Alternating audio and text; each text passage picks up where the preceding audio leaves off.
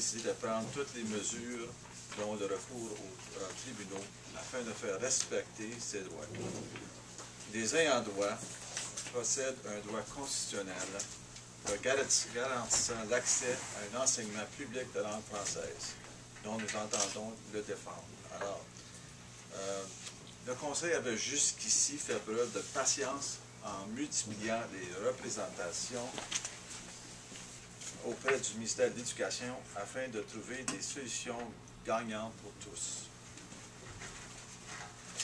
En effet, depuis l'an 2000, nous avons à maintes reprises revendiqué l'octroi de fonds afin d'ouvrir des écoles.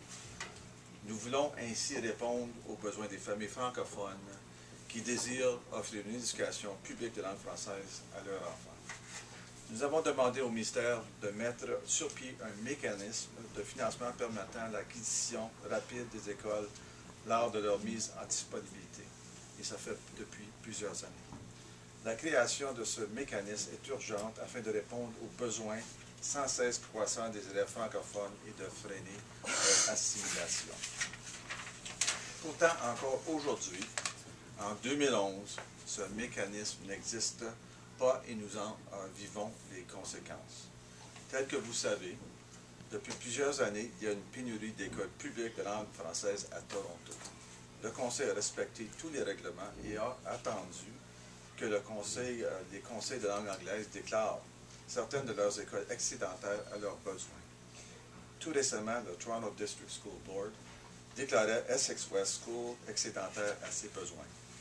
Maintenant qu'une école de Toronto est déclarée excédentaire, le ministère nous refuse des fonds et ne respecte même pas son propre règlement encadrant l'alignation des biens immeubles excédentaires, le règlement 444 pour 1998. Within the past few days, our board has been advised that the Toronto District School Board does not intend to negotiate with us an offer of purchase and sale of Essex West School despite its statutory obligation.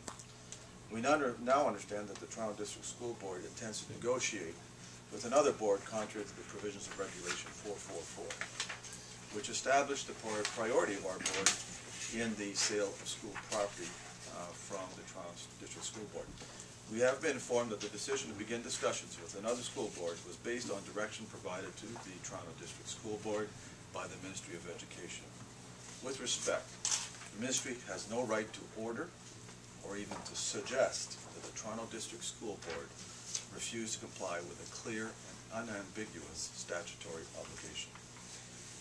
We have requested from the Toronto District School Board immediate confirmation that it has ceased all negotiations with any board for the sale of Essex West.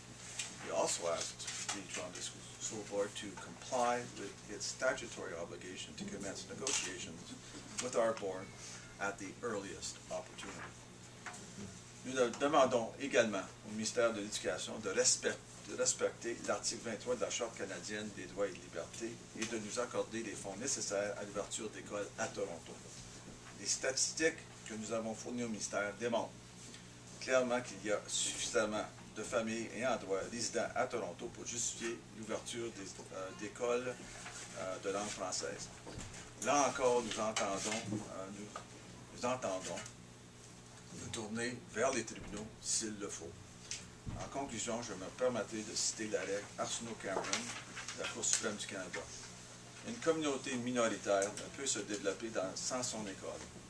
L'école est par sa présence physique au cœur de la vitalité d'une communauté. Elle représente un outil contre l'assimilation, favorise le développement social et culturel de l'individu et est un symbole de vitalité de la communauté locale. Alors, je pense à ce point-là, je pourrais prendre des questions.